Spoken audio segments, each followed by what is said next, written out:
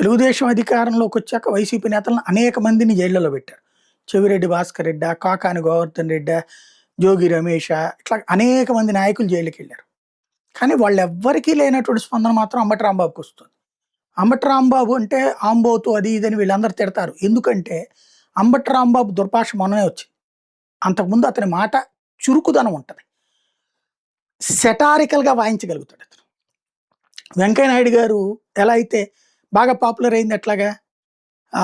'కాకి పిల్ల, సబ్బు బిళ్ళ, అగ్గిపుల్ల కాదేది కవితకు అనర్హం' అన్నట్టు ఆయన తెలుగు, ఇంగ్లీషు, కన్నడ, తమిళ ఏ భాషలనైనా అన్నిటి కలిపి మిక్స్ చేసి సెటారికల్‌గా కొడతారు. ప్రాసతో కొడతారు. అంబటి రాంబాబు వెటకారంతో కొడతాడు. మాటకారి, మంచి మాటకారి. ఆ మాటకారికి సమాధానం చెప్పలేనోడు ఏడ్చే క్రమంలో బూతులు తిడతాడు. ఎప్పుడైనా సరే మాటకి మాట సమాధానం చెప్పి ఇప్పుడు చంద్రబాబు నాయుడికి మంచి స్పీచ్ పవర్ ఉంది.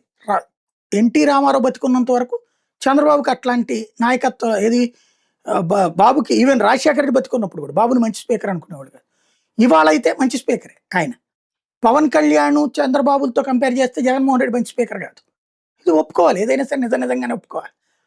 అది ఇక్కడ లోకేష్ అంతకుముందుతో పోల్చుకుంటే ఇప్పుడు ఇంప్రూవ్ అయ్యాడు. కానీ వీళ్ళిద్దరితో పోటీ పడగలిగినటువంటి స్పీకర్ కాదు. ఇంకా డెవలప్ అవుతున్నాడు అతను. ఇక్కడ అట్లా ఉంటాయి లెక్కలన్నీ కూడా. అంబటి రాంబాబు మంచి సెటారికల్ స్పీకర్ కాబట్టి అతని మీద కొంచెం కోపం ఉంది. ఆ కోపాన్ని అతని మీద నెగిటివ్గా చూపెడుతూ వచ్చారు. కానీ అన్ని కులాలలో వైఎస్ఆర్సీపీలో ఉన్నటువంటి అన్ని ప్రాంతాల నాయకులు అతనంటే అభిమానిస్తారనడానికి సాక్ష్యం అంబటి రాంబాబు సత్తా ఏంటో అంబటి రాంబాబుని అరెస్ట్ చేసి జైల్లో పెడితే వాళ్ళ ఇంటికి వస్తున్న వాళ్ళ ద్వారా తెలుస్తుంది.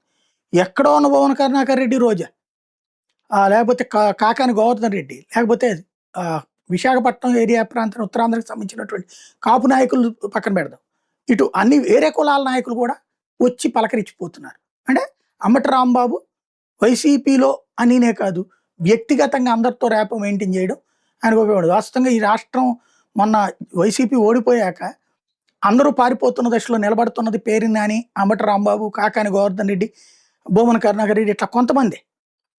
అందులో అంబటి రాంబాబు మరింత ఎక్కువగా నిలబడుతున్నాడు.